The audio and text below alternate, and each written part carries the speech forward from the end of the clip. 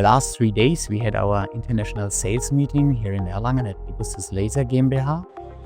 We've invited all our partners from worldwide, so we had several guests here. And the main target was to meet each other, to meet new partners. We had a lot of speeches with introduction about technology and also about our new machine developments. So the last 2 years, we have developed a lot of our new products for the global market, especially with some very new technologies.